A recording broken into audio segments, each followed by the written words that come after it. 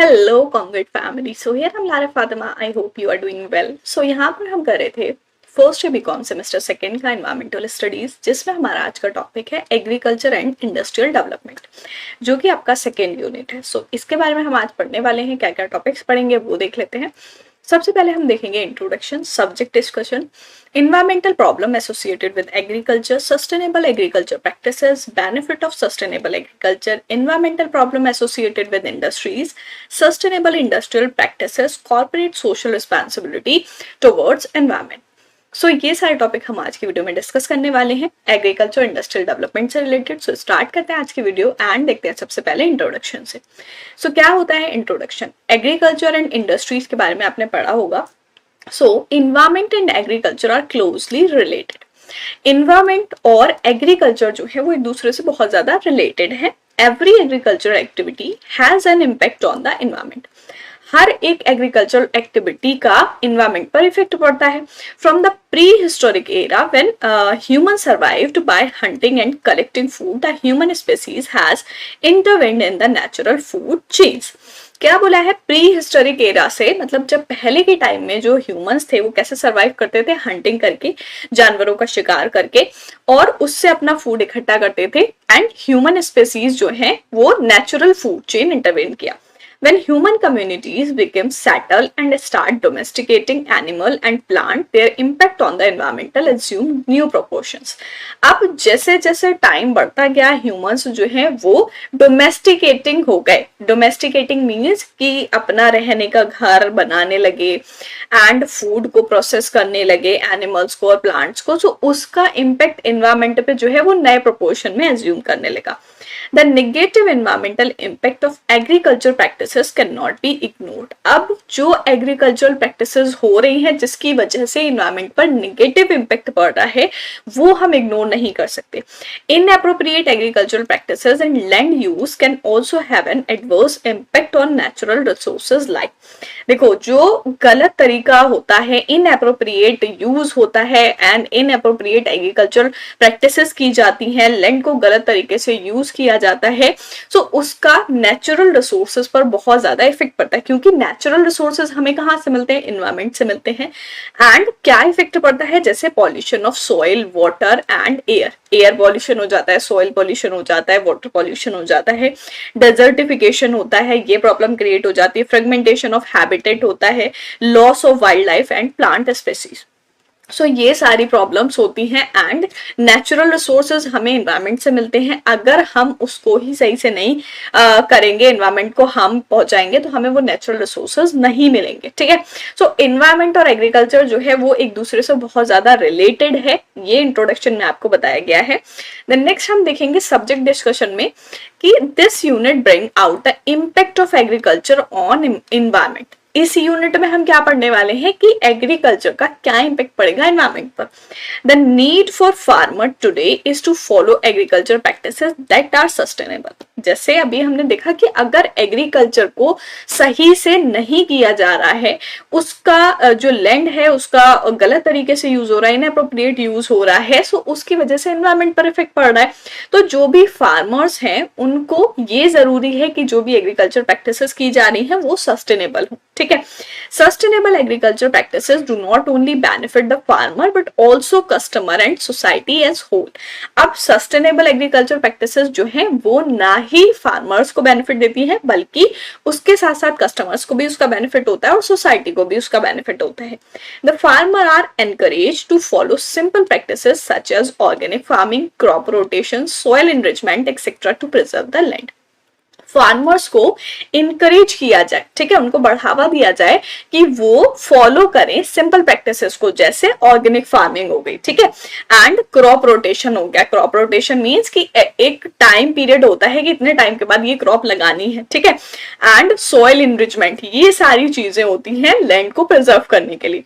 So farmers को इसके लिए इनकरेज किया जाए। एग्रीकल्चर जो है वो बहुत ही इंपॉर्टेंट है एनवायरमेंट के लिए, इसलिए सस्टेनेबल एग्रीकल्चर प्रैक्टिसेस को यूज करना चाहिए। देन नेक्स्ट हम देखेंगे environmental problem associated with agriculture. अब ऐसी इन्वायरमेंटल प्रॉब्लम्स जो एग्रीकल्चर से एसोसिएटेड होती हैं, जैसे first one here is loss of productivity. Productivity का लॉस हो रहा है। प्रोडक्टिविटी मींस कि जो भी क्रॉप्स उगाई जा रही हैं और उसमें जितना निकल के आना चाहिए, प्रोडक्टिविटी जितनी होनी चाहिए, जितना आउटपुट निकल के आना चाहिए, उतना नहीं आ रहा है। Agriculture productivity decline considerably due to flood and climate change. Climate change और फ्लड की वजह से प्रोडक्टिविटी कम होती जा रही है, डिक्लाइन होती जा रही है। ठीक है, फ्लड जैसे बाढ़ आ जाती है, क्लाइमेट चेंज हो गया कि किसी क्रॉप को जो है वो बारिश नहीं चाहिए थी बट बारिश हो गई, सो उसमें लॉस हो जाता है। The degradation of land, pollution of soil from acid rain and industrial waste are some of the issue that are associated with urbanisation and industrialization that are a strong cause of land degradation and decline in agricultural productivity। क्या बोला है कि degradation of land, land का degradation हो रहा है, pollution of soil, soil pollute हो रही है। crop को उगाने के लिए soil भी बहुत ज्यादा importance रखती है, and acid rain और industrialization waste are some of the issue। industrialization waste या फिर हम कह सकते हैं acid rain जो है वो कुछ issue है जो industrialization और urbanization से हो रहे हैं, and यही कुछ स्ट्रॉन्ग कॉजेज हैं जिसकी वजह से लैंड डिग्रेड हो रहा है और प्रोडक्टिविटी जो है एग्रीकल्चर की वो कम होती जा रही है। सेकंड है हमारा land degradation. It is process in which the value of biophysical environment is affected by combination of human induce process acting upon the land. Land degradation क्या है? एक ऐसा प्रोसेस है जिसमें बायोफिजिकल एनवायरमेंट अफेक्ट होता है, किसके कॉम्बिनेशन से? ह्यूमन इंड्यूस प्रोसेस जो भी होती हैं, जो भी ह्यूमन एक्टिविटीज होती हैं लैंड के ऊपर, जो भी वो कर रहे हैं उसकी वजह से। Land degradation is the major consequence of direct interference of human activity in the natural phenomena. Land degradation किसकी वजह से हो रहा है? मेजर कॉन्सिक्वेंस जो है वो ये है कि ह्यूमन एक्टिविटीज जो है वो डायरेक्ट इंटरफेयर कर रही है नेचुरल फिनोमेना में, इस वजह से लैंड डिग्रेड हो रहा है। ठीक है, land degradation means, land degradation का क्या मतलब है? Loss of natural fertility of soil because of loss of nutrients. वैसे हम एग्जांपल ले सकते हैं कि बहुत ज्यादा केमिकल्स यूज करना, ठीक है, हाई यील्ड के लिए। आज के टाइम में इतने सारे केमिकल्स, इतने सारी चीजें क्रॉप में लगाई जाती हैं, तो उसकी वजह से लैंड भी डिग्रेड होती है। ठीक है, सो ये ह्यूमन एक्टिविटीज हो जाएंगी। नेचुरल फर्टिलिटी जो है वो खत्म होती जा रही है सॉइल की, क्योंकि उसमें से न्यूट्रिशन का लॉस हो रहा है। Second, less vegetation cover and change in characteristic of soil. Soil की कैरेक्टरिस्टिक चेंज होती जा रही है। अलग अलग तरीके की सॉइल होती है, एलुवियल सॉइल, ब्लैक सॉइल। ठीक है, तो जैसे क्रॉप होती है उसके हिसाब से सॉइल चाहिए होती है। सो लैंड डिग्रेडेशन हमारे सेकंड प्रॉब्लम है। And the next is uneven food production. Uneven food production क्या है? Globally the food production is unequal. Unequal means कि हमारा पूरा वर्ल्ड जो है उसमें ऐसा नहीं है कि अलग अलग कंट्री जो है उनका फूड प्रोडक्शन सेम हो, सबका अलग अलग है। ठीक है, सो फूड प्रोडक्शन मीन्स हमारा, अगर हम एग्रीकल्चर सेक्टर की बात करें इंडिया में, तो इंडिया में ऑलमोस्ट 70 to 75% जो लोग हैं वो एग्रीकल्चर से रिलेटेड है। मीन्स कि हमारे इंडिया में बहुत ज्यादा एग्रीकल्चर एक्टिविटीज होती हैं। This is because there are two main components which are the environmental capacity of the area and human capacity। अब uneven food production का यहाँ पर क्या प्रॉब्लम हो सकती है, किसकी वजह से हो सकता है? इसके दो मेन कंपोनेंट है। पहला है environmental capacity of the area, ठीक है। Second thing human capacity, population जैसे जैसे इंक्रीज हो रही है, फूड वैसे वैसे ज्यादा चाहिए, एंड पॉपुलेशन के इंक्रीज होने से एरिया कम होता जा रहा है। ठीक है, फूड का मतलब क्रॉप का जो लगाने का एरिया था या खेती करने का जो एरिया था वो कम होता जा रहा है और पॉपुलेशन जो है वो बढ़ती जा रही है। ठीक है, increasing world population, climate change, political unrest, social, economic and environmental problem led to world food problems. World food problems किन चीजों की वजह से होती है? वर्ल्ड की पॉपुलेशन बढ़ रही है, क्लाइमेट चेंज बहुत हो रहा है, पॉलिटिकल अनरेस्ट की वजह से, या सोशल, इकोनॉमिक या एनवायरमेंटल प्रॉब्लम्स की वजह से। ठीक है, and next is hunger. Hunger is a condition in which a person for sustained period is unable to eat sufficient food to meet basic nutritional needs। देखो हंगर का मतलब क्या है यहाँ पर? सिंपल सा मीनिंग है कि कोई भी एक पर्सन किसी भी एक सस्टेन पीरियड में जब उसके पास खाने के लिए फूड ना हो, वो भूखा रहे, उसको हम हंगर बोलते हैं। ठीक है, तो उसके पास बेसिक न्यूट्रिशनल नीड्स ना हो, वो हमारे हंगर की प्रॉब्लम होती है। कॉजेज ऑफ हंगर, क्या वजह हो सकती है हंगर की, क्या कॉजेज हो सकते हैं? First one is poverty. गरीबी। भाई बहुत सारे लोग आजकल लो पॉवर्टी लाइन जीते हैं, मतलब जिनके पास खाने को, अपना पेट भरने को भी खाना नहीं होता है, ठीक है, 2 टाइम 4 टाइम वो लोग भूखे रहते हैं, उसको हम हंगर बोलते हैं, फूड शॉर्टेज की वजह से। कि भाई अगर मान लो एक फैमिली में 10 लोग हैं बट खाना जो मिल रहा है वो सिर्फ 2 लोग का मिल रहा है, तो फूड शॉर्टेज हो गई, ठीक है। क्लाइमेट चेंज की वजह से फूड प्रोडक्शन जो है वो खराब हो गया, उसकी वजह से हंगर की प्रॉब्लम क्रिएट हो जाती है, ठीक है। देन नेक्स्ट हम देखेंगे malnutrition and food security. Malnutrition is a lack or excess of energy and nutrients, essential vitamins and minerals in any one diet and it does not mean starvation। अब देखो माल nutrition और food security क्या है। माल nutrition का बोला है कि lack या फिर एक्सेस ऑफ एनर्जी, या तो एनर्जी बहुत ज्यादा है, एक्सेस है, या फिर एनर्जी की कमी है, ठीक है। एंड न्यूट्रिएंट्स और जो भी इसेंशियल विटामिन्स हैं, जो भी मिनरल्स हैं किसी की भी डाइट में, वो पूरी तरीके से नहीं है, ठीक है। Malnutrition increase the risk of infection and infectious disease. Malnutrition से क्या होता है, इन्फेक्शन का रिस्क बढ़ जाता है, और जो भी डिजीज होती है इन्फेक्शन से, उनके बढ़ने के चांसेस रहते हैं। Food security refer to the availability of food and one's access to it. जैसे फूड सिक्योरिटी के लिए बहुत सारे गवर्नमेंट के भी स्कीम्स आती हैं, जो गरीब लोग हैं उनके लिए, उनको फूड पहुंचाया जाए, ठीक है। तो फूड सिक्योरिटी क्या होती है, फूड सिक्योरिटी का मतलब है कि जो भी एक कोई भी पर्टिकुलर फैमिली है, कोई भी पर्टिकुलर इंडिविजुअल है, उसके पास उतनी फूड अवेलेबिलिटी होनी चाहिए जितना उनको खाने की जरूरत है, ठीक है। सो ये हमारी कुछ प्रॉब्लम्स रहती हैं। देन नेक्स्ट हम देखेंगे सस्टेनेबल एग्रीकल्चरल प्रैक्टिसेस। अभी बताया गया कि भाई हमें जो है वो एग्रीकल्चर प्रैक्टिसेस जो है वो सस्टेनेबल करनी चाहिए। तो क्या है sustainable agriculture practices? Sustainable agriculture is farming in sustainable ways based on an understanding of ecosystem service, the study of relationship between organism and their environment.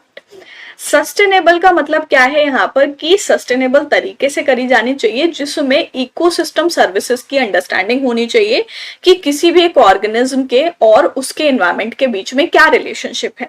The main objective of sustainable agriculture practices are, main objective क्या रहता है कि भाई sustainable agriculture practices क्यों करनी चाहिए, क्या object है, किस लिए बोला जा रहा है करने को। First is satisfy human food and fibre needs, जो भी ह्यूमंस की फूड एंड फाइबर नीड्स है उसको सेटिस्फाई करने के लिए। इनहेंस एनवायरमेंटल क्वालिटी, इन्वायरमेंट की क्वालिटी को इनहेंस करने के लिए, बढ़ाने के लिए। Make the most efficient use of non renewable resources, और जो भी नॉन रिन्यूएबल रिसोर्स है उनका इफिशिएंटली यूज करें। इफिशिएंटली मतलब उसका बहुत ज्यादा अच्छे से यूज करें। Enhance the quality of life for farmer and society as whole। और सस्टेनेबल प्रैक्टिसेस से क्या होता है, जो भी क्वालिटी ऑफ लाइफ है फार्मर्स की वो भी अच्छी होती है और सोसाइटी की भी अच्छी होती है, ठीक है। देन नेक्स्ट हम देखेंगे some important sustainable major taken up by the agriculture sector are as follows. क्या क्या मेजर हो सकते हैं, मतलब कि सस्टेनेबल फार्मिंग या सस्टेनेबल एग्रीकल्चर को करने के क्या तरीके यूज किए जा सकते हैं। So first one is organic farming. Organic farming क्या है, it relies on fertilizer of organic origin such as compost, manure, green manure and bone meal and place emphasise on technique such as crop rotation and companion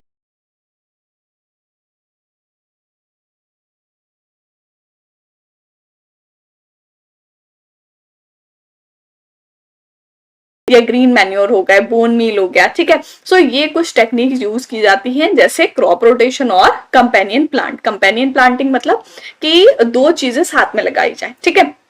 In general, organic standards are designed to allow the use of naturally occurring substance while prohibiting or strictly limited synthetic substance। Organic standard इस तरीके से design किए गए हैं कि naturally occurring जो substance है उनका यूज किया जाए, एंड जो सिंथेटिक सब्सटेंस है उसको स्ट्रिक्टली बंद किया जाए, प्रोहिबिट किया जाए। Second is crop rotation. Crop rotation क्या है, it is one of the most powerful technique of sustainable agriculture. Sustainable agriculture की बहुत ही ज्यादा पावरफुल टेक्निक है। It purpose is to avoid consequences that come with planting the same crop in the same soil for years and row.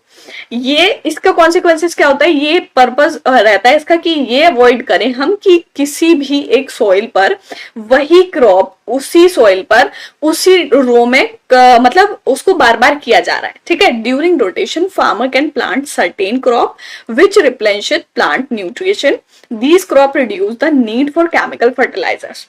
Rotation के time क्या होता है, farmer जो है वो कुछ ऐसी सर्टेन क्रॉप्स लगाते हैं जो प्लांट न्यूट्रिशन रिप्लेनिशित करता है, मतलब दोबारा से देता है। These crop reduce need for chemical fertilizers, जो भी केमिकल फर्टिलाइजर्स की जरूरत होती है उसको ये रिड्यूस कर देता है, कम कर देता है, ठीक है, क्योंकि ये प्लांट न्यूट्रिशन जो भी होते हैं वो रिप्लेनिशिड हो जाते हैं, ठीक है, रिडीम हम कह सकते हैं एक तरीके से हो जाते हैं। जैसे मान लो कि कोई भी एक पर्टिकुलर सॉइल है, ठीक है, उसमें आपको सारी चीजें मिल रही है, न्यूट्रिशन मिल रहा है, मिनरल्स मिल रहा है, ठीक। अब आप उस पे एक ऐसी क्रॉप लगा रहे हो जिसमें सिर्फ न्यूट्रिशन चाहिए, तो उस लैंड पर, उस पर्टिकुलर एरिया पर जो है वो crop same same same same वही क्रॉप लगाए जा रहे हो, तो उस लैंड एरिया के जो न्यूट्रिशन है वो खत्म हो जाएंगे और उसमें मिनरल्स जो है वो ऐसे बचे हुए हैं। सो इसलिए क्रॉप रोटेशन का यहाँ पर बताया गया कि क्रॉप रोटेशन कर सकते हैं। देन नेक्स्ट है सॉइल एनरिचमेंट। सॉइल एनरिचमेंट क्या होता है, healthy soil is full of life which can be often be killed by the overuse of pesticides। Soil enrichment मतलब सॉइल का अच्छा होना किसी भी क्रॉप के लिए बहुत ज्यादा जरूरी है। Healthy soil full of life होती है एंड क्या बोला है कि which can often be killed by over use of pesticide. Pesticides का जब ज्यादा यूज होगा तो वो उससे खत्म हो जाती है, हेल्थ जो होती है सॉइल की वो उससे खत्म हो जाती है। Good soil can increase yield as well as creating more robust crop. जितनी अच्छी सॉइल होगी उतनी ही अच्छा यील्डिंग होगा, ठीक है। तो जैसे अच्छी सॉइल होती है तो यील्ड भी अच्छा होता है, मतलब जो उसका आउटपुट निकल के आना चाहिए क्रॉप का वो अच्छा निकल के आता है। It is possible to maintain and enhance the quality of soil in many ways। अब soil की क्वालिटी को भी हम enhance कर सकते हैं और उसको maintain कर सकते हैं। Some example include leaving crop residue in the field after a harvest। जैसे हार्वेस्ट मीन्स कि जो भी क्रॉप आपने लगाई उसको काटने के बाद उस फील्ड को कुछ टाइम ऐसे ही छोड़ दो। And the use of composted plant material और एनिमल मैन्योर, और एनिमल मैन्योर का यूज करो या फिर कंपोस्टेड प्लांट मटेरियल का यूज करो, ठीक है। सो इससे सॉइल एनरिचमेंट होता है। नेक्स्ट हम देखेंगे बेनिफिट ऑफ सस्टेनेबल एग्रीकल्चर। अब सस्टेनेबल एग्रीकल्चर को अपनाने के लिए कहा गया, क्या बेनिफिट है उसके वो देख लेते हैं। So first one is contribute to environmental conservation. Environment को कंजर्व करने के लिए कॉन्ट्रीब्यूट करता है sustainable agriculture. Second is public health safety. जो भी क्रॉप उगाई जा रही है, जो भी फार्मर्स है वो क्रॉप उगा रहे हैं, वो खाता कौन है, पब्लिक खाती है, तो पब्लिक की हेल्थ सेफ्टी रहती है। Then third is prevent pollution, pollution से बचाया रहता है। एंड फोर्थ इज बायोडाइवर्सिटी, अलग अलग तरीके के ऑर्गेनिज्म रहते हैं, अलग अलग चीजों को इफेक्ट पड़ता है, उसकी वजह से सस्टेनेबल एग्रीकल्चर से उसमें बेनिफिट होता है। Then economically beneficial for farmers, जैसे अभी बताया गया कि भाई सस्टेनेबल एग्रीकल्चर जो है वो फार्मर्स के लिए भी उतना ही अच्छा है, उतना ही अच्छा कस्टमर्स के लिए है जो उस चीज को यूज कर रहे हैं, एंड उतना ही अच्छा सोसाइटी के लिए है। Then next is beneficial for environment, और मेन चीज जो है वो एनवायरमेंट के लिए अच्छा है, ठीक है। देन नेक्स्ट हम देखेंगे environmental problems associated with industries. अभी तक हमने देखा एग्रीकल्चर से रिलेटेड जो भी चीजें होती थी, अब हम देखेंगे कि जो एनवायरमेंटल प्रॉब्लम्स इंडस्ट्रीज से रिलेटेड है, ठीक है। An industry is a collection of companies that operate in related set of goods or services which are eventually sold to purchasers। देखो इंडस्ट्री क्या है, अगर आप कॉमर्स के स्टूडेंट हो तो आपको पता ही होगा। देखो बहुत सारी कंपनीज होती हैं, ठीक है, कंपनीज हैं, तो जो बहुत सारी कंपनीज होती हैं उन सब को मिलाकर जो है वो इंडस्ट्री बनती है, ठीक है। क्या बोला है, collection of companies. Collection of companies को हम इंडस्ट्री बोलते हैं जो किसी भी रिलेटेड सेट ऑफ गुड्स या सर्विसेज में डील करती हैं, मतलब गुड्स कस्टमर तक पहुंचाना, गुड्स प्रोड्यूस करना और सर्विसेज प्रोवाइड करना, ठीक है। जो भी कस्टमर है उनको खरीदते हैं। In any country numerous industries work together to produce necessary goods and services needed and desire for its people। और किसी भी कंट्री में बहुत सारी ऐसी इंडस्ट्रीज होती हैं जो साथ में मिलकर काम करती हैं और गुड्स प्रोड्यूस करती हैं, और जो भी सर्विसेज जरूरी हैं लोगों के लिए, जो भी लोग चाहते हैं सर्विसेज प्रोवाइड की जाए, जो गुड्स उनको जरूरी है वो प्रोड्यूस करती हैं। जैसे अलग अलग टाइप की इंडस्ट्रीज होती हैं, जैसे ऑटोमोबाइल इंडस्ट्री हो गई, ठीक है, और हम कह सकते हैं एग्रो इंडस्ट्रीज हो गई, ठीक है, सो ये क्या करती हैं, ऑटोमोबाइल इंडस्ट्रीज, एग्रो इंडस्ट्रीज, जैसे एग्रीकल्चर बेस्ड प्रोडक्ट जिसमें बनते हैं वो एग्रो इंडस्ट्रीज हो गई, ठीक। सो बहुत तरीके की इंडस्ट्रीज होती हैं जो लोगों को उनके जो भी प्रोडक्ट की, जो भी सर्विसेज की जरूरत होती है वो उन तक पहुंचाती हैं। By convention industries are divided into 3 groups. अब 3 ग्रुप्स में इनको डिवाइड किया गया है कि कैसी कैसी इंडस्ट्रीज होती हैं। First one is primary industries. Primary industries कौन सी होती हैं, are involve in the collection, utilizing and harvesting of resources directly produce from physical process like mining and smelting. Primary का मतलब फर्स्ट स्टेप, पहला स्टेप जो होता है। तो इसमें क्या बोला है कि जो भी रिसोर्सेज हैं वो कलेक्ट किए जाते हैं या यूटिलाइज किए जाते हैं, हार्वेस्ट किए जाते हैं डायरेक्टली प्रोड्यूसर्स से, जो भी उसके फिजिकल रिसोर्सेज है, जैसे माइनिंग हो गया या स्मेल्टिंग हो गया। एंड इसमें हमारा एग्रीकल्चर भी आ जाएगा, ठीक है, कि डायरेक्टली वो हमारा कहाँ से आता है, क्रॉप जो है वो हमें डायरेक्टली फार्मर से मिलती है। सेकंड है हमारी सेकेंडरी इंडस्ट्रीज। सेकेंडरी इंडस्ट्रीज क्या करती है, deal with the manufacturing as they take raw material, convert them in various ways and produce tangible goods, जैसे ऑटोमोबाइल फैक्ट्रीज। सो सेकेंडरी कौन सी होती है, जो मैन्युफैक्चरिंग करती है, जो प्रोडक्ट्स को बनाती है। रॉ मटेरियल उन्होंने कहीं और से लिया और उसको प्रोसेस करके एक फिनिश प्रोडक्ट में बना दिया, ठीक है, वो सेकेंडरी इंडस्ट्रीज होती है। Then third is tertiary industries. Tertiary industries produce service for individual and groups like advertising, transportation, ठीक है। So टैरिशरी इंडस्ट्रीज क्या करती है, सर्विस प्रोवाइड करती है किसी भी एक इंडिविजुअल ग्रुप को, जैसे एडवर्टाइजिंग हो गया। अब जैसे हम यहाँ पर एग्जांपल लेके देखते हैं, अगर हमारा प्राइमरी इंडस्ट्री जो है, जैसे प्राइमरी इंडस्ट्री हो गया, ठीक है। सो प्राइमरी इंडस्ट्री में मान लो फीड उगाया किसी भी फार्मर ने, ठीक है। सो वो हमारा प्राइमरी इंडस्ट्री का हो गया, ठीक। अब ये डायरेक्टली फार्मर से मिलेगा, जहां उग रहा है वहीं से मिलेगा, ठीक है। सो ये प्राइमरी इंडस्ट्री हो गया। अब इसको सेकेंडरी इंडस्ट्री मींस जहां पर हम कह सकते हैं कि फ्लोर बनता है, ऐसी मशीन या ऐसी जो भी चीजें होती हैं वहां पर उसको फ्लोर में कन्वर्ट किया जाए। तो अब जो सेकेंडरी इंडस्ट्री का प्रोड्यूसर है, जो उसको बनाने वाला है, वो क्या करेगा, प्राइमरी इंडस्ट्री से यानी कि जो एग्रीकल्चर है वहां से वीट लेगा एज अ रॉ मटेरियल, ठीक, उसको कन्वर्ट करेगा फ्लोर में, ठीक। उसके बाद टैरिशरी इंडस्ट्री, अब उसने फ्लोर में कन्वर्ट कर दिया, उसका पूरा प्रोसेस करने के बाद पैकेजिंग करके उसको, आपने देखा होगा आटे के पैकेट्स वगैरह आते हैं, ठीक है, उसको पैकेजिंग करके एंड प्रिंटिंग वगैरह सारी चीजें अच्छे से करके उसका पैकेट बन गया, ठीक। अब टैरिशरी का मतलब कि उस चीज की एडवर्टाइजिंग करना, वो टैरिशरी इंडस्ट्रीज करती हैं। देन ट्रांसपोर्ट करना, कि भाई सेकेंडरी इंडस्ट्री जहां पर है और जहां मार्केट तक पहुंचाना है वहां से वहां तक कैसे जाएगा, ट्रांसपोर्ट से जाएगा, तो वो टैरिशरी इंडस्ट्रीज में आ जाता है, ठीक है। सो आई होप सारी इंडस्ट्रीज समझ में आ गई होंगी। अब क्या प्रॉब्लम एसोसिएट होती है इन इंडस्ट्रीज से वो हम देख लेते हैं। फर्स्ट है पॉल्यूशन, ठीक है, सबसे मेन सबसे बड़ी प्रॉब्लम जो है वो पॉल्यूशन है। Environmental pollution is condition when the natural cycle of our environment gets disturb and harms.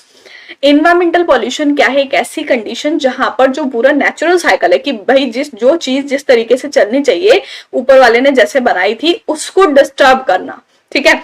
Some harmful environmental contaminants in the form of smoke, solid or liquid waste get intermixed into environment and polluted.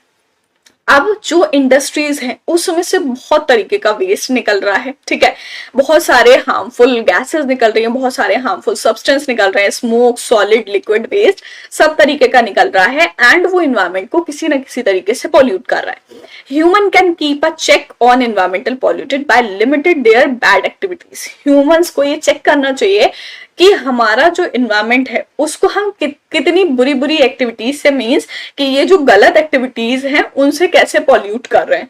Pollution is classified into many categories according to the natural resources getting affected such as air pollution, soil pollution, water pollution, noise pollution. Pollution को अलग अलग तरीके से classify किया है। आपका air pollution हो गया, जो भी गैसेस में पॉल्यूशन होता है, ठीक है, सॉइल पॉल्यूशन हो गया, वाटर पॉल्यूशन हो गया, जो भी चीजें जो भी मटेरियल्स पानी में मिल रहा है, नॉइस पॉल्यूशन हो गया। Rate of pollution is increasing due to greediness of human being to earn more money and to fulfil their never ending desires. Human desire जो है वो नेवर एंडिंग है, ये तो बात सही है कि किसी को भी कितना भी मिल जाए वो उसके लिए काफी नहीं है, ठीक है। तो रेट ऑफ पॉल्यूशन जो है वो इसी वजह से इंक्रीज हो रहा है कि ह्यूमन जो है उनकी ग्रीडीनेस की वजह से, उनके लालच की वजह से कि जितना भी है कम है, हमें और चाहिए, ठीक है। तो ज्यादा से ज्यादा कमाने की वजह से हम अपने इन्वायरमेंट को हार्म कर रहे हैं, अपने एनवायरमेंट को पॉल्यूट कर रहे हैं। सो पॉल्यूशन एक बहुत बड़ी प्रॉब्लम हो जाएगी इंडस्ट्रीज से जो होती है। Second thing is global warming. Global warming क्या है? Is a major atmospheric issue all over the world. पूरे वर्ल्ड में ये एक बहुत बड़ा इशू है। Global warming occur when carbon dioxide, CO2 and other air pollutant and greenhouse gases collect in atmosphere and absorb sunlight and solar radiation that have bounced off the earth's surface. Global warming कब होती है? जब carbon dioxide, हमारा CO2 बोला है, ठीक है, and जो भी अदर एयर पॉल्यूटेंट होते हैं और ग्रीन हाउस गैस जो है वो कलेक्ट होती हैं एटमॉस्फेयर में, और फिर जब वो सनलाइट को एब्जॉर्व करती हैं, सोलर रेडिएशन आती है, तब वो वहां पर क्या होता है, अर्थ सरफेस पर ग्लोबल वार्मिंग हो जाती है।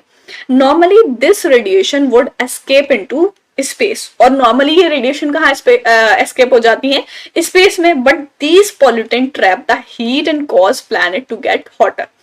अब रेडिएशंस तो चली गई, बट ये पॉल्यूटेंट जो है वो ट्रैप हो गए, एंड इसकी वजह से क्या हुआ? प्लैनेट जो है वो हॉट हो गया, हीट हो गई, गर्मी हो गई। That's what when as the green house effect. इसी को हम ग्रीन हाउस इफेक्ट के नाम से जानते हैं।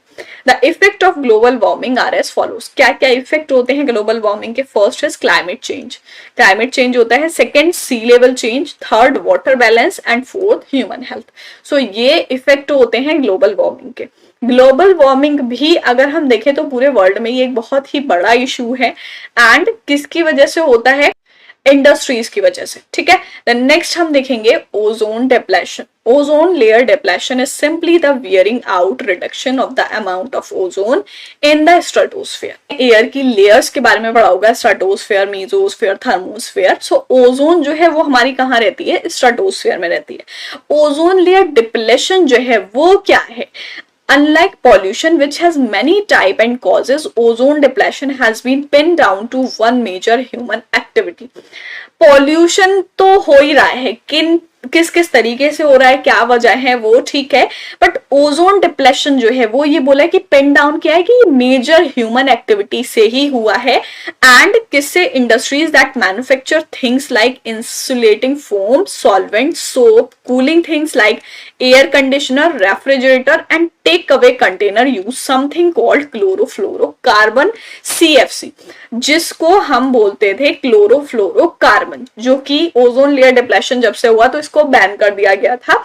सो ओजोन किस वजह से डिप्लेट हुई? कि ह्यूमन एक्टिविटीज जो है, जैसे जो इंडस्ट्रीज ऐसी चीजें बना रही हैं जैसे इंसुलेटिंग फोम्स हो गए, सोप हो गए, या ठंडा करने की जो भी चीजें हैं जैसे एयर कंडीशनर हो गए, रेफ्रिजरेटर हो गए, फ्रिज जो होते हैं, सो इन चीजों में क्लोरोफ्लोरोकार्बन यूज होता था, जिसकी वजह से ओजोन लेयर जो है वो डिप्लेट हो गई थी।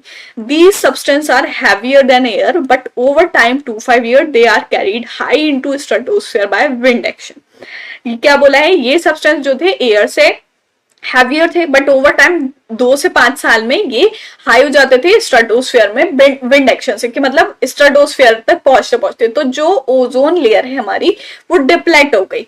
Impact of ozone depletion. Ozone layer के डिप्लेट होने से क्या इम्पैक्ट पड़ता है? First one is skin cancer. एक तरीके से ओजोन जो है वो क्या करता था? हमारी सेफ्टी करता था। डायरेक्ट सनलाइट जो हमारी यूवी रेज आती हैं उससे ओजोन लेयर हमें सेफ रखता है। अगर किसी पे डायरेक्ट सनलाइट पड़ जाती है तो उससे स्किन कैंसर हो सकता है। सो जब ओजोन लेयर डिप्लेट हो रहा है, कहा जा रहा था कि वहां पर उतना जो थोड़ा सा पार्ट है ना, वो ओजोन लेयर वहां से डिप्लेट हो गई, एक सुराख की तरह हो गया। मीन्स कि अगर वहां से कोई रेज आएंगी तो वो डायरेक्टली अर्थ पर पड़ेगी, और अगर किसी पर वो डायरेक्ट रेज पड़ गई उससे स्किन कैंसर हो सकता है। सेकेंड थिंग, आई डैमेज हो सकती है, इम्यूनो सिस्टम डैमेज होता है, accelerated ageing of skin, other effects भी बहुत सारे हो सकते हैं, और इफेक्ट ऑन मैराइन इकोसिस्टम। अगर डायरेक्टली ओशियंस वगैरह पर पड़ी तो मैराइन इकोसिस्टम जो है उस पर भी बहुत इफेक्ट पड़ेगा। अब देखो ओजोन डिप्लेशन है क्या, उसको अच्छे से समझते हैं। फर्स्ट स्टेप क्या है, CFC जो है हमारे क्लोरोफ्लोरोकार्बन, वो रिलीज होते हैं एनवायरमेंट में, ठीक है, इंडस्ट्रीज के द्वारा, जिससे क्या होता है, जो स्ट्रेटोस्फेयर है वो राइज अप होती है। सो ये हमारा फर्स्ट स्टेप हो गया, ठीक है, ये राइज अप हुई। सेकेंड, सनलाइट जो है वो ब्रेक करती है क्लोरोफ्लोरोकार्बन को, एंड उससे क्या रिलीज होता है, क्लोरीन रिलीज होता है, ठीक। सेकेंड स्टेप में ये जो क्लोरीन रिलीज हुआ, देन थर्ड क्या होता है, क्लोरीन रिएक्ट करता है ओजोन के जो O3, ठीक है, O3 है उसके साथ, एंड डिस्ट्रॉय कर देता है ओजोन को। उसी से हमारी रिएक्शन होती है, more reaction and cause more depletion, और इसी से ओजोन लेयर हमारी डिप्लेट होती है, ठीक है। सो आई होप पूरा प्रोसेस आप लोगों को समझ में आ गया होगा, 4 स्टेप का प्रोसेस है, ठीक। क्लोरोफ्लोरोकार्बन क्या करते हैं, क्लोरोफ्लोरोकार्बन जब रिलीज होते हैं एनवायरमेंट में इंडस्ट्रीज के द्वारा, तो वो स्ट्रेटोस्फेयर में राइज होते हैं, ठीक। एंड सनलाइट जो है वो उस क्लोरोफ्लोरोकार्बन को ब्रेक कर देती है, एंड उससे रिलीज होता है क्लोरीन। देन वो क्लोरीन रिएक्ट करता है ओजोन के साथ, और ओजोन लेयर वहां पर डिप्लेट होती है। So I hope ozone depletion समझ में आ गया होगा। Then next is acid rain. Acid rain क्या है? The term acid rain used first by Robert Angus Smith, the chief inspector of UK in 1872, described the acid nature of rain falling around Manchester. Acid rain can describe as a condition in which natural precipitation become acidic after reacting chemical with pollutant in the air. देखो, acid rain हम क्या कह सकते हैं, pH value अगर आपने पढ़ी होगी तो पीएच वैल्यू में क्या होता है कि भाई अगर आपका 7 से 1 है पीएच, तो वो आपका एसिड हो जाता है, ठीक है। सो जब पीएच वैल्यू 7 से कम हो जाएगी वाटर की, तो वो क्या कहलाएगा, एसिड बन जाएगा। तो यहाँ पर बोला है कि एक रॉबर्ट एंगस स्मिथ थे, चीफ इंस्पेक्टर ऑफ यूके के, उन्होंने डिस्क्राइब किया कि मैनचेस्टर में जो रेनफॉल हुई थी वो एसिड थी। Acid rain describe as condition in which natural precipitation जो होता है वो एसिडिक हो जाता है जब एयर में केमिकल्स जो होते हैं, केमिकल पॉल्यूटेंट्स जो होते हैं, वो उसके साथ रिएक्ट कर जाते हैं, क्योंकि भाई बारिश तो जो है वो ऊपर से होती है, ठीक है। तो हमारी जो एयर प्रेजेंट है, ठीक है, अब उसमें केमिकल्स जो है वो मिल जाते हैं, उनके रिएक्ट करने से वो एसिड की तरह आती है नीचे, तो उसको हम एसिड रेन बोलते हैं। Acid rain is any other form of precipitation that unusually acidic, meaning that it possess elevated level of hydrogen ions, low pH। मतलब अब इसका कहने का मतलब ये नहीं है कि प्रेसिपिटेशन हो रहा है तो इसका मतलब ये बिल्कुल एसिड बन गई, ठीक है। मतलब ये है यहाँ पर कि जो पीएच वैल्यू है, ठीक है, वो लो हो गई, हाइड्रोजन आयंस का लेवल जो है वो एलिवेट हो गया, एंड यहाँ पर हमारी 7 जो है वो न्यूट्रल रहती है, तो 7 से अगर कम आ गई तो हम उसको एसिड रेन बोलते हैं, ठीक है। देन नेक्स्ट हम देखेंगे सस्टेनेबल इंडस्ट्रियल प्रैक्टिसेस। अब इंडस्ट्रीज से इतनी सारी प्रॉब्लम हो रही है एनवायरमेंट को, तो हम इंडस्ट्रियल प्रैक्टिसेस को सस्टेनेबल करें। Sustainable business practices means application of sustainability principle to business operation. Sustainable business practice का मतलब ये है कि ऐसी चीजें अप्लाई करना बिजनेस में जो सस्टेनेबल हो, ठीक है। Sustainability can mean a variety of things, ecological sustainability, social sustainability, और इवन सस्टेन इकोनॉमिक ग्रोथ। अब सस्टेनेबिलिटी अलग अलग तरीके से हो सकती है, जैसे इकोलॉजिकल हो गई, सोशल हो गई, ठीक है। A sustainable business in any organisation that participate in environment friendly और green activities to ensure that all process, product and manufacturing activities adequately address current environmental concern while maintaining a profit। इसका मतलब यह है कि कोई भी एक business है वो सस्टेनेबल किस तरीके से है कि वो जो भी इन्वायरमेंटल फ्रेंडली चीजें हैं, जो भी ग्रीन एक्टिविटीज हैं, उसमें पार्टिसिपेट करे, अपनी जो भी एक्टिविटीज हैं, जो भी प्रोसेस है, उसको इन्वायरमेंट में ध्यान रखते हुए करे कि जो भी करंट इन्वायरमेंटल कंसर्न है उनको हम सही तरीके से करें, और जो भी बिजनेस एक्टिविटीज है उससे एनवायरमेंट पर कोई गलत इफेक्ट ना पड़े, और उसके साथ साथ हम अपना प्रॉफिट भी कमा लें।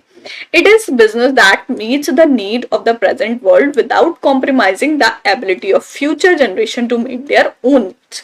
सिर्फ बिजनेस ही है ऐसा जो हमारी नीड्स को, हमारी जरूरतों को पूरा करता है आज के टाइम में, जो भी जरूरतें हैं, एंड जो फ्यूचर जनरेशन है उनके एबिलिटी करता है कि उनको जिस भी चीज की जरूरत है उससे कॉम्प्रोमाइज ना करना पड़े, क्योंकि हमारी जो भी नीड्स एंड जो भी डिजायर है वो हम कहाँ से फुलफिल करते हैं, बिजनेस से फुलफिल करते हैं, ठीक है। कि हमें कोई भी प्रोडक्ट की जरूरत होती है, कोई भी सर्विस की जरूरत होती है, तो जो भी बिजनेस वो प्रोडक्ट, वो गुड्स एंड सर्विसेज प्रोवाइड करते हैं, हम उनके पास जाते हैं, ठीक है। सो सस्टेनेबल प्रैक्टिसेस करनी चाहिए इंडस्ट्रीज में जिससे हमारे एनवायरमेंट को लॉस ना हो। Then next is corporate social responsibility, CSR towards environment. Corporate social responsibility क्या है? Corporate social responsibility is a concept where companies integrate social and environmental concern in their business operation and in their interaction with stakeholder on a voluntary basis. CSR है एक concept जिसमें कोई भी company होती है वो integrate करती है सोसाइटी के साथ में और इन्वायरमेंटल कंसर्न के साथ में कि हमारे जो बिजनेस ऑपरेशंस हो रहे हैं उससे हमारी सोसाइटी को कोई भी प्रॉब्लम नहीं होगी जहां पर भी वो बिजनेस सिचुएटेड है। What is generally understood by CSR is that the business has a responsibility towards the stakeholder and society at large. क्या कह सकते हैं हम कि सोशल रिस्पॉन्सिबिलिटी क्या है? कॉर्पोरेट सोशल रिस्पॉन्सिबिलिटी, कोई भी एक बिजनेस ऑर्गेनाइजेशन जहां पर भी सिचुएटेड है तो उसकी आसपास की जो सोसाइटी है उसके प्रति इसकी कुछ रिस्पॉन्सिबिलिटी बनती है। सो वो रिस्पॉन्सिबिलिटी पूरी करना स्टेक होल्डर की और सोसाइटीज की, उसको हम कॉर्पोरेट सोशल रिस्पॉन्सिबिलिटी बोलते हैं। That extend beyond it's legal and enforceable obligation, जो किसके बियॉन्ड हो? लीगल और एनफोर्सेबल ऑब्लिगेशंस के, कि भाई अगर लॉ ने बोला है कि आपको ऐसा करना है तो करना है, वो हम कॉर्पोरेट सोशल रिस्पॉन्सिबिलिटी नहीं कह सकते। कॉर्पोरेट सोशल रिस्पॉन्सिबिलिटी हो गई जैसे एम्प्लॉयमेंट अपॉर्चुनिटी हो गई कि भाई बिजनेस ऑर्गेनाइजेशन है यहाँ पर तो उसने अपनी सोसाइटी में एम्प्लॉयमेंट अपॉर्चुनिटीज दी, लोगों को काम पे लगाया, ठीक है। सो वो हम कॉर्पोरेट सोशल रिस्पॉन्सिबिलिटी कह सकते हैं। Corporate social responsibility toward environment. अब इन्वायरमेंट के टुवर्ड्स कॉर्पोरेट सोशल रिस्पॉन्सिबिलिटी क्या है? Companies, while creating profit, should also be aware that they can contribute to managing their operation in a sustainable manner in such a way as to enhance economic growth and increase competitiveness while ensuring environmental protection and promoting social responsibility including consumer interest. अब corporate social responsibility क्या हुआ? Society के प्रति, but corporate social responsibility environment के प्रति भी होनी चाहिए। सो क्या कि जो भी बिजनेस एक्टिविटीज है वो ऐसी अपनी जो भी एक्टिविटीज कर रहे हैं, जो भी ऑपरेशन कर रहे हैं, उसको इस तरीके से मैनेज करें कि वो अपने इन्वायरमेंट को कोई नुकसान ना पहुंचाए, जो भी इकोनॉमिक ग्रोथ है उसको इनहेंस करें, कॉम्पिटिटिवनेस को इनहेंस करें और ये इंश्योर करें कि हमारा एनवायरमेंट जो है वो प्रोटेक्ट रहे एंड उसी तरीके से सोशल रिस्पॉन्सिबिलिटी को प्रमोट करें जिससे उसमें कंज्यूमर इंटरेस्ट इंक्लूड हो, ठीक है। Means corporate social responsibility towards society and corporate social responsibility towards environment. Society के प्रति होगा कि हमारी सोसाइटी को कोई प्रॉब्लम ना हो एंड एनवायरमेंट के प्रति होगा कि हमारे एनवायरमेंट को हमारे बिजनेस ऑपरेशन से कोई प्रॉब्लम ना हो, कोई हार्म ना हो, ठीक है। सो ये थी हमारी आज की वीडियो जिसमें हमने देखा आपका second unit agriculture and industrial development, introduction देखा, सब्जेक्ट डिस्कशन क्या है, environment problem associated with agriculture, पहला एग्रीकल्चर था तो एग्रीकल्चर प्रॉब्लम देखी, किस तरीके से एग्रीकल्चर प्रैक्टिस को सस्टेनेबल बना सकते हैं, क्या बेनिफिट है सस्टेनेबल एग्रीकल्चर के, एंड देन इंडस्ट्रीज से क्या क्या प्रॉब्लम एनवायरमेंट की, देन वो प्रॉब्लम्स हमने डिस्कस की, देन सस्टेनेबल इंडस्ट्रियल प्रैक्टिसेस क्या क्या हो सकती हैं और कॉर्पोरेट सोशल रिस्पॉन्सिबिलिटी क्या होती है towards environment. So I hope सारी चीजें आप लोग को अच्छे से समझ में आ गई होंगी। कोई भी चीज कोई भी पॉइंट समझ ना आया हो तो कमेंट करके बता देना। सेकंड यूनिट हो गई है, देन नेक्स्ट वीडियो में करेंगे हम नेक्स्ट यूनिट। सो मिलते हैं नेक्स्ट वीडियो में, तब तक के लिए गुड बाय।